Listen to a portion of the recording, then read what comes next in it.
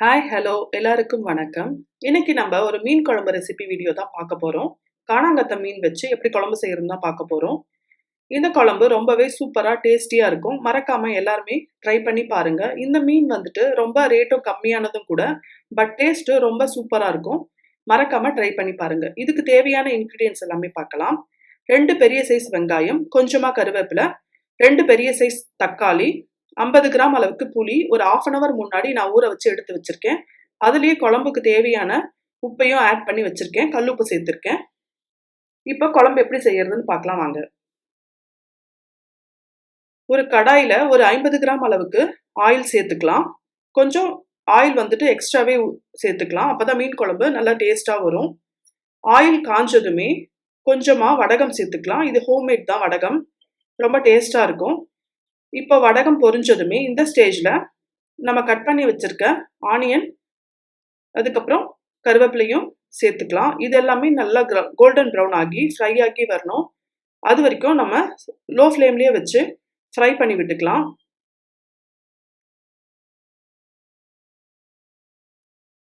இப்போ ஆனியன் எல்லாமே நல்லா ஃப்ரை ஆயிடுச்சு. இந்த ஸ்டேஜ்ல நம்ம கட் பண்ணி வச்சிருக்க தக்காளி ஆட் பண்ணிக்கலாம். தக்காளி நல்லாவே ஃப்ரை ஆனதுக்கப்புறம் நம்ம எடுத்து வச்சிருக்க ஊற வச்சிருக்க புளியை வந்து கரைச்சி அப்படியே சேர்த்துக்கலாம். உங்களுக்கு அப்படியே ஃபில்டர் பண்ணி சேர்க்க முடியலன்னா நீங்கள் ஃபில்டர் வச்சு தனியாக வடிகட்டிட்டு அதுக்கப்புறமா நீங்கள் கூட இதில் ஆட் பண்ணிக்கலாம். இப்போ இதெல்லாமே சேர்த்துட்டு இதுக்கு தேவையான காரத்துக்கு உங்கள் காரத்துக்கு ஏற்ற மாதிரி நீங்கள் மிளகாய்த்தூள் சேர்த்துக்கோங்க. ஒரு 4 to 5 டேபிள் ஸ்பூனில் நான் மிளகாய்த்தூள் சேர்த்துக்கிறேன். உங்கள் காரத்துக்கு ஏற்ற மாதிரி நீங்கள் கூடவோ குறையவோ சேர்த்துக்கலாம். இது வந்துட்டு காரம் வந்து கம்மியாகவே இருக்கிறோம். இது ஹோம்மேட் மிளகாய் தூள் தான். அதனாலே ஒரு 4 to 5 டேபிள் ஸ்பூன் நான் வந்து ஆட் பண்ணிக்கிறேன். ஆட் பண்ணிவிட்டு இன்னொரு 1 டம்ளர் தண்ணி சேர்த்து நல்லா இது கொதிக்க விட்டுடலாம். ஒரு 15 to 20 மினிட்ஸ் ஆகும். இந்த குழம்பு நல்லாவே கொதிச்சு நல்ல ஒரு திக்கான கன்சிஸ்டன்சிக்கு வரணும். அதுக்கப்புறம் நம்ம மீன் சேர்த்துக்கலாம்.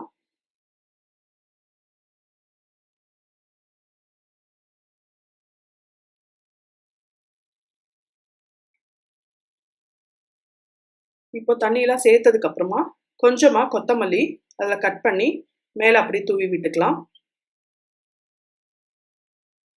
இந்த மீன்ல நீங்க சுறா புட்டு செஞ்ச மாதிரி, அந்த சுறா மீன் வச்சு புட்டு செய்யற மாதிரி இந்த மீன்லயுமே புட்டு செய்யலாம். ரொம்ப சூப்பராகவே இருக்கும். இதுல வந்து சென்டர் முள் மட்டும் தான் இருக்கும். முள் வந்துட்டு அதிகமா இருக்காது. அதனால இந்த மீன்லயுமே புட்டு ட்ரை பண்ணலாம். ரொம்பவே நல்லா இருக்கும். இப்போ குழம்பு எல்லாமே நல்லா கொதிச்சு வந்துருச்சு. இந்த ஸ்டேஜ்ல நான் 1 கிலோ காணாங்கத்த மீன் கட் பண்ணி க்ளீன் பண்ணி வச்சிருக்கேன். இதை சேர்த்துக்கலாம். மீன் சேர்த்ததுக்கு அப்புறமா நீங்க ஒரு 2 மினிட்ஸ் லோ ஃப்ளேம்லயே வச்சு கொதிக்க வச்சா போதும். ரொம்ப நேரம் கொதிக்க வைக்க வேண்டாம். மீன் எல்லாமே உடஞ்சிரும். 2 மினிட்ஸ் கழிச்சு நம்ம அடுப்பை ஆஃப் பண்ணிக்கலாம். அவ்வளோதான், மீன் குழம்பு ரெடி ஆயிடும்.